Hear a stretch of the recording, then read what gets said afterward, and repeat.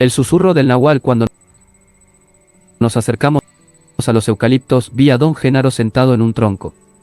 Sonriente, agitó la mano. Fuimos hasta él. Había en los árboles una bandada de cuervos. Graznaban como asustados. Don Genaro dijo que permaneciéramos quietos y en silencio hasta que los cuervos se calmaran. Don Juan reclinó la espalda contra un árbol y me indicó otro que estaba cerca, a su izquierda. Ambos dábamos la cara a don Genaro, que estaba a 3 o 4 metros de nosotros. Con un sutil movimiento de los ojos, don Juan me indicó reacomodar mis pies. Se erguía de pie, con firmeza, los pies ligeramente separados, y solo la parte superior de sus omóplatos, y el centro de su nuca, tocaban el tronco. Los brazos le pendían a los lados. Estuvimos así tal vez una hora. Yo los vigilaba detenidamente, sobre todo a don Juan. En determinado momento se dejó resbalar suavemente por el tronco y tomó asiento, manteniendo aún las mismas áreas de su cuerpo en contacto con el árbol.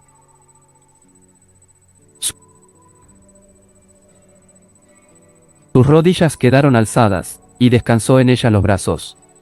Imité sus movimientos. Tenía las piernas sumamente fatigadas, y el cambio de postura me confortó. Los cuervos cesaron poco a poco de graznar, hasta que no hubo un sonido en el campo. El silencio me turbaba más que el ruido de los cuervos. Don Juan me habló en voz baja. Dijo que el crepúsculo era mi mejor hora. Miró el cielo. Pasarían de las 6. El día fue nublado y yo no había tenido manera de comprobar la posición del sol. Oí a lo lejos alboroto de gansos y quizá pavos. Pero en el campo de los eucaliptos no había rumor alguno. Desde un largo rato atrás, no se escuchaban pájaros ni insectos grandes. Los cuerpos de don Juan y don Genaro habían guardado una inmovilidad perfecta, hasta donde yo podía juzgar, excepto en los instantes en que, para descansar, desplazaban su centro de gravedad. Cuando don Juan y yo estábamos sentados en el suelo, don Genaro hizo un movimiento súbito. Alzó los pies y se puso en cuclillas sobre el tronco. Luego giró 45 grados, y me hallé mirando su perfil izquierdo. Busqué en don Juan una indicación. Él echó hacia adelante la barbilla, era una orden de mirar a don Genaro. Una agitación monstruosa me invadió. Era incapaz de contenerme. Mis intestinos se soltaban. Pude sentir en lo absoluto lo que Pablito debe de haber sentido al ver el sombrero de don Juan. Experimentaba tal tumulto intestinal que me fue necesario correr a los arbustos. Oí a los viejos aullar de risa. No me atreví a regresar con ellos. Titubeé un rato, pensé que mi repentina explosión habría roto el hechizo. No tuve que meditar mucho tiempo, don Juan y don Genaro vinieron a donde me hallaba. Me flanquearon y fuimos a otro campo. Nos detuvimos en su centro mismo, y recordé que estuvimos allí en la mañana. Don Juan me habló. Me dijo que fuera fluido y silencioso y detuviera mi diálogo interno. Yo escuché con atención. Don Genaro debe haber advertido que toda mi concentración se enfocaba en las admoniciones de don Juan, y aprovechó ese momento para repetir lo que hizo en la mañana. De nuevo soltó su grito enloquecedor. Me pescó de sorpresa, pero no desprevenido. Casi inmediatamente recuperé mi equilibrio por medio de la respiración. El choque fue aterrador, pero no tuvo un efecto prolongado, y pude seguir con la vista los movimientos de don Genaro. Lo miré saltar a una rama baja. Al seguir su curso en una distancia de más o menos 25 metros, mis ojos experimentaron una extravagante distorsión. No era que saltara por medio de la acción elástica de sus músculos, más bien se deslizaba por el aire, catapultado en parte por su formidable alarido, y jalado por unas vagas líneas emanadas del árbol. Era como si el árbol lo chupara a través de esas líneas. Don Genaro quedó un momento encaramado en la rama. Yo veía su perfil izquierdo. Empezó a ejecutar una serie de movimientos extraños. Su cabeza oscilaba. Su cuerpo se estremecía. Varias veces ocultó la cabeza entre las rodillas. Mientras más se movía y se agitaba, mayor era mi dificultad para enfocar los ojos en su cuerpo. Parecía disolverse. Parpadeé como desesperado y luego alteré mi línea de visión torciendo la cabeza a diestro y siniestro, como don Juan me había enseñado. Desde mi perspectiva izquierda vi el cuerpo de don Genaro como nunca antes lo había visto. Parecía haberse puesto un disfraz. Lucía un traje peludo, del color de un gato siamés, ante claro, con toques de chocolate oscuro en las piernas y la espalda, tenía una cola gruesa y larga. El atavío de don Genaro lo hacía verse como un cocodrilo peludo y café, de patas largas, sentado en una rama. No se discernían su cabeza ni sus facciones. Enderecé la cabeza hasta una postura normal. La visión de don Genaro disfrazado se mantuvo sin alteración. Sus brazos se estremecieron. Se paró en la rama, pareció agacharse, y saltó hacia el suelo. La rama estaba a 5 o 6 metros de altura. Hasta donde yo podía juzgar, fue el salto ordinario de un hombre ataviado con un disfraz. Vi el cuerpo de don Genaro a punto de tocar el suelo, y entonces la gruesa cola de su disfraz vibró y, en vez de aterrizar, despegó como impelido por un silencioso motor de turbina. Ascendió por encima de los árboles y luego planeó casi hasta el suelo. Repitió una y otra vez la maniobra. En ocasiones hacía una rama y se mecía dando la vuelta al árbol, o se escondía como una anguila entre las ramas. Y luego planeaba y describía círculos en torno nuestro, o aleteaba con los brazos al tocar su estómago la punta de los árboles. Los juegos de don Genaro me llenaban de asombro. Mis ojos lo seguían, y 2 o 3 veces percibí con toda claridad que usaba unas líneas brillantes, como si fueran poleas, para deslizarse de un sitio a otro. Luego pasó, hacia el sur, por encima de los árboles, y desapareció tras ellos. Traté de anticipar el sitio donde reaparecería, pero ya no se mostró. Advertí que yacía boca arriba, aunque no había tenido conciencia de ningún cambio en la perspectiva. Todo el tiempo creí estar de pie mirando a don Genaro. Don Juan me ayudó a sentarme, y entonces vi que don Genaro se acercaba. Caminaba con un aire de descuido. Sonrió con recato y preguntó si me había gustado su vuelo. Traté de decir algo, pero me hallé mudo. Don Genaro cruzó con don Juan una extraña mirada y volvió a acuclillarse. Inclinándose, susurró en mi oído izquierdo. Lo oí decir, ¿por qué no vienes a volar conmigo? Repitió la frase 5 o 6 veces. Don Juan se acercó y me susurró en el oído derecho, no hables. Tú nomás sigue a Genaro. Don Genaro me hizo poner en cuclillas y susurró de nuevo. Yo lo oía con precisión cristalina. Repitió unas 10 veces, confía en el Nahual. El Nahual te va a llevar. Entonces don Juan susurró otra frase en mi oído derecho. Dijo, cambia tus sentimientos. Yo los oía hablarme a la vez, pero también percibía sus voces por separado. Cada una de las indicaciones de don Genaro tenía que ver con el contexto general de deslizarse por el aire. Las que repetía docenas de veces parecían ser aquellas que se grababan en mi memoria. En cambio, las palabras de don Juan se referían a órdenes específicas que repitió incontables veces. El efecto del susurro doble fue por demás extraordinario. Parecía que el sonido de sus palabras individuales me partiera por la mitad. Finalmente, el abismo entre mis oídos fue tan ancho que perdí todo sentido de unidad. Había algo que sin duda era yo, pero carecía de solidez.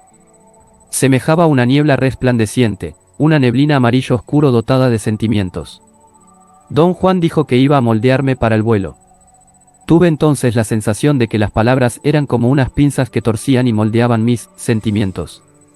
Las palabras de don Genaro eran una invitación a seguirlo. Sentí que deseaba hacerlo, pero no podía. La disociación era tan grande que me incapacitaba. Oí entonces las mismas frases cortas interminablemente repetidas por ambos, cosas como, mira qué bonita figura para volar. Falta, salta. Tus piernas te subirán a la copa de los árboles. Los eucaliptos son puntos verdes.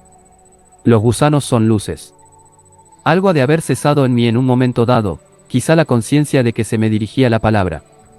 Sentía que don Genaro se hallaba aún conmigo, pero en lo tocante a percepción solo discernía una masa enorme de las más extraordinarias luces. A ratos el fulgor disminuía y a ratos se intensificaba. Asimismo, yo experimentaba movimiento. El efecto era el de ser jalado por un vacío que no me daba tregua. Cada vez que mi movimiento parecía disminuir y me era posible enfocar la atención en las luces, el vacío me jalaba de nuevo. En cierto momento, entre el jalón hacia adelante y hacia atrás, experimenté la máxima confusión. El mundo en torno mío, fuera lo que fuese, iba y venía al mismo tiempo, de allí el efecto de vacío. Yo veía dos mundos por separado, uno que se alejaba de mí y otro que se acercaba. No me di cuenta de esto en forma ordinaria, es decir, no tomé conciencia de ello como de algo que hasta entonces no se revelaba. Más bien tuve dos percepciones que no llegaron a unificarse. Después, mis percepciones se opacaron. O carecían de precisión, o eran demasiadas y no había modo de diferenciarlas. El siguiente grupo de percepciones discernibles fue una serie de sonidos en el extremo de una larga configuración semejante a un tubo. El tubo era yo mismo y los sonidos eran don Juan y don Genaro, que de nuevo me hablaban uno por cada oído. Conforme hablaban, el tubo se iba cortando, hasta quedar los sonidos en una gama que yo reconocía. Es decir, el sonido de las palabras de don Juan y don Genaro alcanzó mi gama normal de percepción, los sonidos se hicieron reconocibles primero como ruidos, luego como palabras gritadas, y finalmente como palabras susurradas en mis orejas. A continuación noté objetos del mundo familiar. Al parecer me hallaba tendido boca abajo. Distinguía terrones, piedras, hojas secas. Y luego me percaté del campo de eucaliptos. Don Juan y don Genaro estaban de pie junto a mí. Aún había luz. Sentí que debía meterme en el agua para consolidarme. Fui al río, me quité la ropa y permanecí en el agua fría el tiempo suficiente para restaurar mi equilibrio perceptual. Don Genaro se marchó apenas llegamos a su casa. Al despedirse, me dio una palmada en el hombro. Me aparté de un salto por acción refleja. Pensaba que su contacto sería doloroso, para mi sorpresa, no fue más que un suave golpecito en el hombro. Don Juan y don Genaro rieron como dos niños celebrando una travesura. No seas tan nervioso, dijo don Genaro. El nahual no anda tras de ti todo el tiempo. Chasqueó los labios como reprobando mi reacción excesiva, y con aire de candor y camaradería abrió los brazos. Lo abracé. Me palmeó la espalda en un gesto sumamente cálido y amistoso. Debes preocuparte del nahual solo en ciertos momentos, dijo. El resto del tiempo, tú y yo somos como cualquier otra gente de este mundo. Se volvió a don Juan y le sonrió. ¿No es así, Juancho?, preguntó. Así es, Gerancho, repuso don Juan. Ambos tuvieron una explosión de risa. Debo prevenirte, me dijo don Juan, tienes que ejercer la vigilancia más exigente para estar seguro de cuando un hombre es un nahual y cuando es simplemente un hombre. Puedes morir si entras en contacto físico directo con el nahual. Don Juan se volvió a don Genaro y con ancha sonrisa preguntó, ¿no es así, Gerancho? Pues así es, Juancho, repuso don Genaro y ambos rieron. Su alegría infantil me conmovió en alto grado. Los sucesos del día habían sido agotadores y mi emotividad estaba a flor de piel. Una oleada de autocompasión me envolvió. Casi lloraba al repetirme una y otra vez que lo que ellos me habían hecho, fuera lo que fuese, poseía carácter de irreversible y probablemente de perjudicial. Don Juan parecía leer mis pensamientos, meneó la cabeza en un gesto de incredulidad. Chasqueó la lengua. Hice un esfuerzo por detener mi diálogo interno, y la autocompasión desapareció. Genaro es muy cariñoso, comentó don Juan cuando don Genaro se fue. El designio del poder fue que hallaras un benefactor gentil. No supe qué decir. La idea de que don Genaro era mi benefactor me intrigaba sobremanera. Quise que don Juan me dijera más al respecto. Él no parecía tener ganas de hablar. Miró el cielo y la cima de la oscura silueta de unos árboles al lado de la casa. Tomó asiento con la espalda contra un grueso palo ahorquillado, plantado casi frente a la puerta, y me indicó sentarme junto a él, a su izquierda. Así lo hice. Tomándome del brazo me jaló más cerca, hasta que nuestros cuerpos se tocaron. Dijo que esa hora de la noche era peligrosa para mí, sobre todo en aquella ocasión. Con voz muy tranquila me dio una serie de instrucciones, no nos moveríamos del sitio hasta que él lo creyera conveniente, seguiríamos hablando, en tono sosegado, sin interrupciones largas, yo debía respirar y parpadear como si me hallara frente al nahual. ¿Está por aquí el nahual?, pregunté. Desde luego, dijo, y rió por lo bajo. Prácticamente me acurruqué contra don Juan. Él empezó a hablar y solicitó de mí cualquier tipo de preguntas. Incluso me dio mi libreta y mi lápiz, como si yo pudiera escribir en la oscuridad. Afirmó que yo necesitaba estar lo más tranquilo y normal que fuese posible, y no había mejor modo de fortificar mi tonal que el de tomar notas. Planteó el asunto en un nivel combinatorio, dijo que si anotar era mi predilección, debía ser capaz de hacerlo aún entre tinieblas. Había en su voz un tono de reto cuando me dijo que yo podía convertir la anotación en una tarea de guerrero, en cuyo caso la oscuridad no sería ningún obstáculo. De algún modo debe de haberme convencido, pues logré garrapatear partes de nuestra conversación. El tema principal fue don Genaro como benefactor mío. Yo tenía curiosidad de saber cuándo se había vuelto tal, y don Juan me instó a recordar un supuesto suceso extraordinario que tuvo lugar el día en que conocí a don Genaro, y que sirvió de señal propicia. No pude recordar nada por el estilo. Empecé a recontar la experiencia, hasta donde recordaba, fue un encuentro de lo más común y casual, ocurrido en la primavera del año 1968.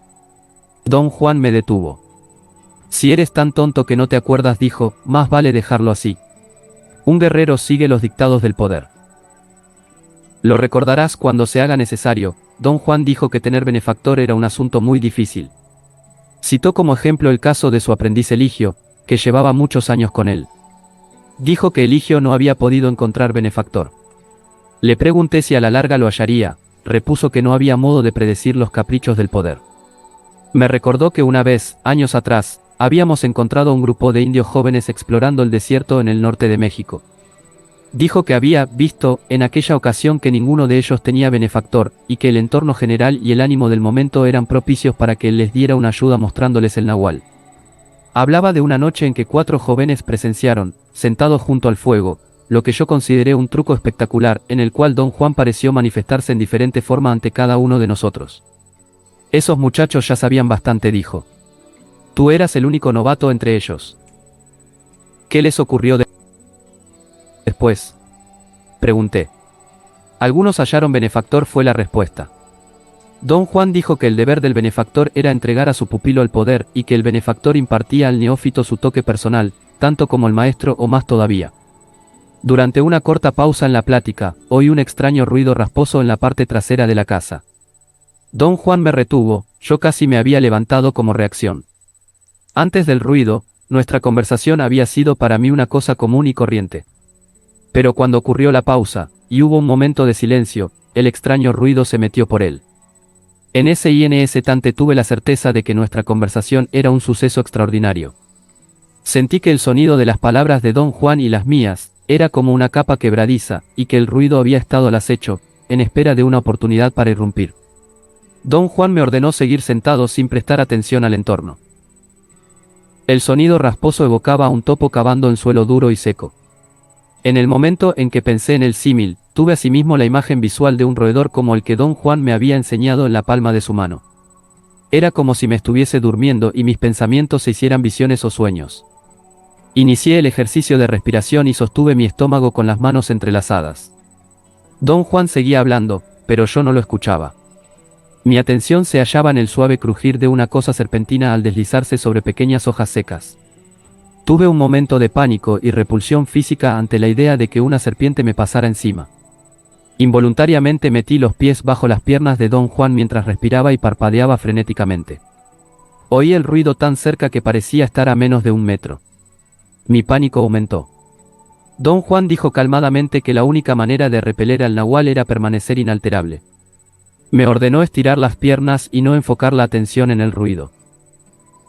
Imperioso, exigió que escribiera, se preguntara, e hiciera un esfuerzo por no sucumbir. Tras una gran pugna le pregunté si era don Genaro quien hacía el ruido.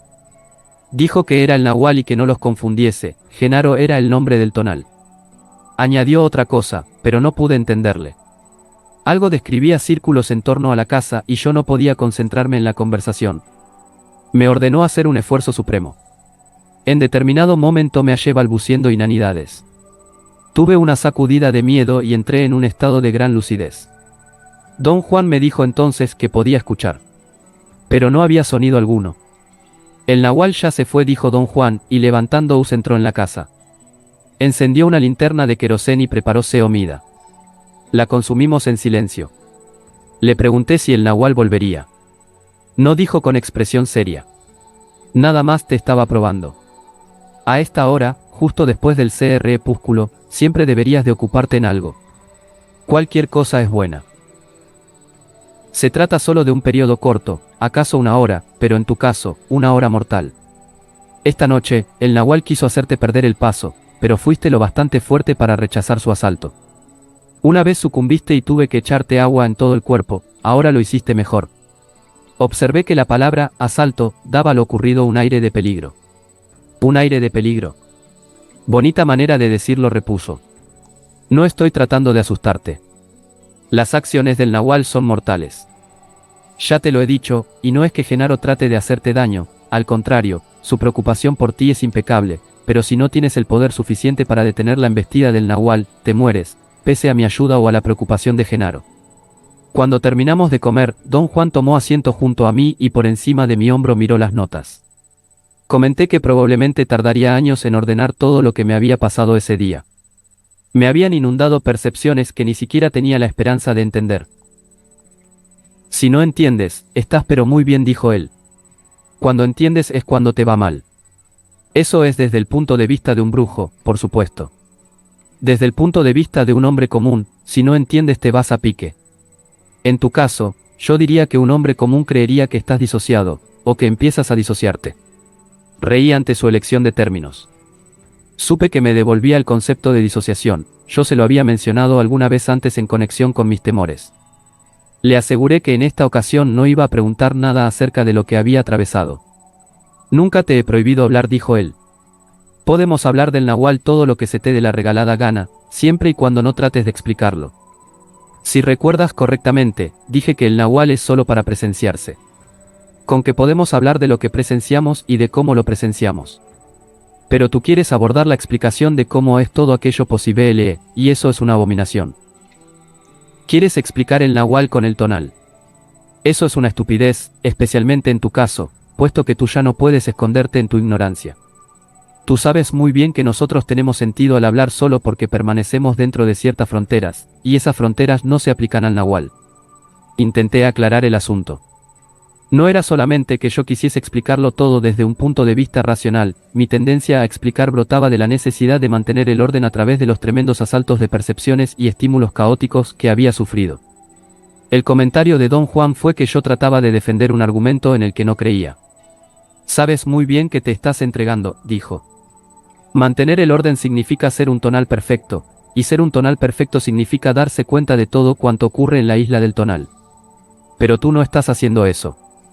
Con que tu argumento de mantener el orden carece de verdad. Lo usas solo para ganar una discusión. No supe qué decir.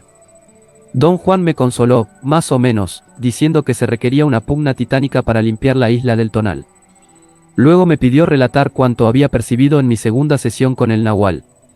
Después de escucharme, señaló que lo que hube, como un cocodrilo peludo, era el epítome del sentido humorístico de don Genaro. Qué lástima que todavía seas tan pesado, dijo. Siempre te atoras en el desconcierto y pierdes de vista el verdadero arte de Genaro. ¿Advirtió usted su apariencia, don Juan? No. La función era nada más para ti. ¿Qué vio usted? Todo lo que pude ver hoy fue el movimiento del Nahual, deslizándose entre los árboles y girando en torno nuestro. Cualquiera que vea puede presenciar eso. ¿Y alguien que no ve?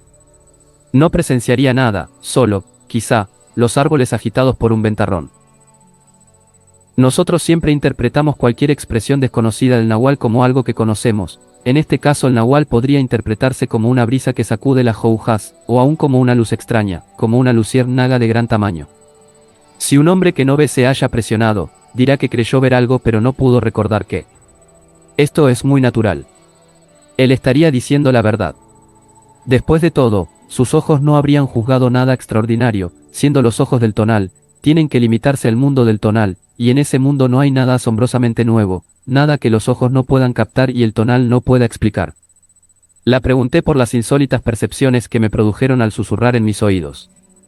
Esa fue la mejor parte de todo lo ocurrido, dijo.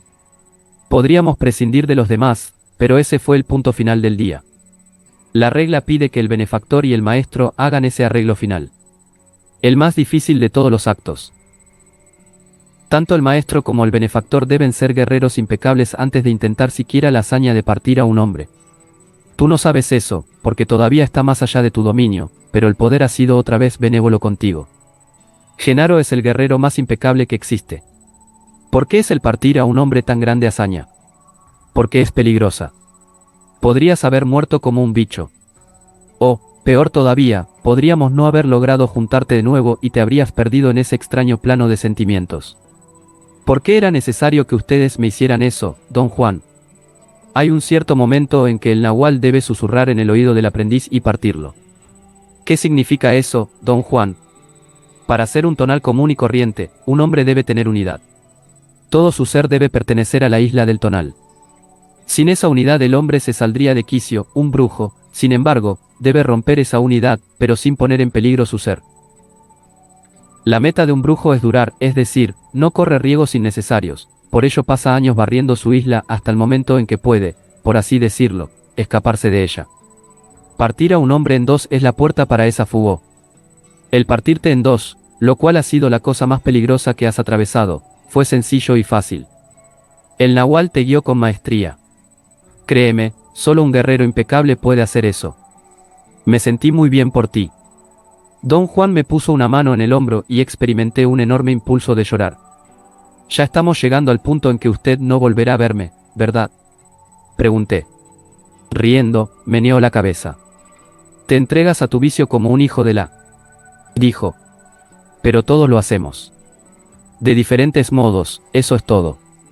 A veces yo también me entrego. Mi modo es sentir que te he consentido y debilitado. Sé que Genaro siente lo mismo con respecto a Pablito. Lo consiente como a un niño. Pero así lo dispuso el poder. Genaro da a Pablito todo lo que es capaz de dar y uno no puede desear que hiciera otra cosa. Uno no puede criticar a un guerrero por hacer cuanto impecablemente puede. Calló un rato. Yo estaba demasiado nervioso para guardar silencio. ¿Qué cree usted que me pasaba cuando me sentía chupado por un vacío? Pregunté. Te deslizabas, dijo como si tal cosa. ¿Por el aire? No. Para el nahual no hay tierra, ni aire, ni agua. En este momento, tú mismo puedes estar de acuerdo con esto. 10 veces estuviste en ese limbo y solo estabas a las puertas del nahual. Me has dicho que todo cuanto encontraste era insólito. Así pues el nahual se desliza, o vuela, o hace lo que haga, en la hora del nahual, que nada tiene que ver con la hora del tonal. Las dos cosas no casan. Mientras don Juan hablaba, sentí un temblor en el cuerpo. Mi quijada descendió y mi boca se abrió involuntariamente. Mis oídos se destaparon y pude escuchar un zumbido o vibración apenas perceptible. Al describir mis sensaciones a don Juan, noté que mis palabras sonaban como si alguien más las pronunciase. Era una sensación compleja, equivalente a oír lo que aún no decía. Mi oído izquierdo era una fuente de percepciones extraordinaria. Sentí que era más potente y exacto que mi oído derecho. Tenía algo que no había tenido antes. Cuando me volví a encarar a don Juan, que estaba a mi derecha, advertí, en torno a ese oído, un campo de clara percepción auditiva. Era un espacio físico, un campo dentro del cual los sonidos adquirían una fidelidad increíble. Volviendo la cabeza, yo podía barrer el entorno con mi oído. El susurro del nahual te hizo eso, dijo don Juan cuando describí mi experiencia sensorial. Vendrá a ratos y luego se perderá. No le tengas miedo a esto, ni tampoco a ninguna sensación desacostumbrada que tengas de aquí en adelante. Pero sobre todo, no te des a tu vicio ni te obsesiones con esas sensaciones. Sé que tendrás éxito. El momento que escogimos para partirte fue correcto. El poder dispuso todo eso. Ahora lo demás depende de ti. Si tienes poder suficiente, soportarás el gran choque de la partición. Pero si eres incapaz de soportarlo, perecerás. Empezarás a marchitarte, a perder peso, te volverás pálido, distraído, irritable, callado. Quizá dije si usted me hubiera dicho hace años lo que usted y don Genaro hacían, yo tendría bastante. Alzó la mano y me impidió terminar. Lo que dices no tiene sentido, dijo. Una vez me dijiste que, de no ser por el hecho de que eres terco y dado a explicaciones racionales, ya serías un brujo hoy en día. Pero ser brujo significa, en tu caso, que debes superar la terquedad y la necesidad de explicaciones racionales, que obstruyen tu camino. Más aún, esas limitaciones son tu camino al poder. No puedes decir que el poder fluiría hacia ti si tu vida fuera diferente. Genaro y yo tenemos que actuar igual que tú, dentro de ciertos límites. El poder dispone esos límites y un guerrero es, digamos, un prisionero del poder, un prisionero que puede hacer una decisión, la decisión de actuar como un guerrero impecable, o actuar como un asno. A fin de cuentas, quizás el guerrero no sea un prisionero sino un esclavo del poder, porque la decisión ya no es una decisión para él.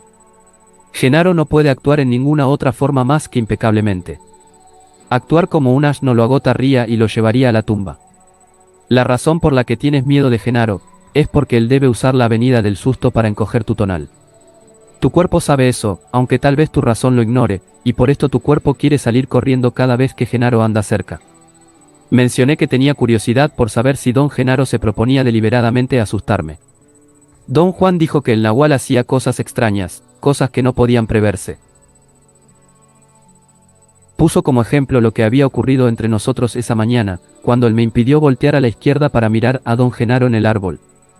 Dijo que se dio cuenta de lo que su nahual había hecho, aunque no tenía manera de saberlo por adelantado. Su explicación del asunto fue que mi súbito movimiento hacia la izquierda era un paso en dirección de mi muerte, un acto suicida que mi tonal realizaba a propósito. Ese movimiento agitó el nahual de don Juan, con el resultado de que una parte suya cayó encima de mí. Hice un gesto involuntario de perplejidad. Tu razón te está diciendo otra vez que eres inmortal, dijo. ¿Qué quiere usted decir con eso, don Juan? Un ser inmortal tiene todo el tiempo del mundo para dudas y desconciertos y temores. Un guerrero, en cambio, no puede aferrarse a los significados que se hacen bajo las órdenes del tonal, porque el guerrero sabe con certeza que la totalidad de sí mismo tiene solo un poquito de tiempo sobre esta tierra. Quise presentar un argumento serio. Mis temores, mis dudas, mi desconcierto, no se daban en un nivel consciente, y por mucho que intentara controlarlos, me sentía desamparado cada vez que me enfrentaba con don Juan y don Genaro. Un guerrero no puede sentirse desamparado, dijo él. Ni desconcertado ni asustado, bajo ninguna circunstancia. Para un guerrero, solo hay tiempo para su impecabilidad, todo lo demás agota su poder, la impecabilidad lo renueva. Volvamos a mi vieja pregunta, don Juan. ¿Qué es la impecabilidad? Sí, volvemos a tu vieja pregunta y por supuesto volvemos a mi vieja respuesta, la impecabilidad es hacer lo mejor que puedas en lo que fuese. Pero, don Juan, yo me refiero a que siempre tengo la impresión de estar haciendo lo mejor que puedo, cuando por lo visto no lo hago.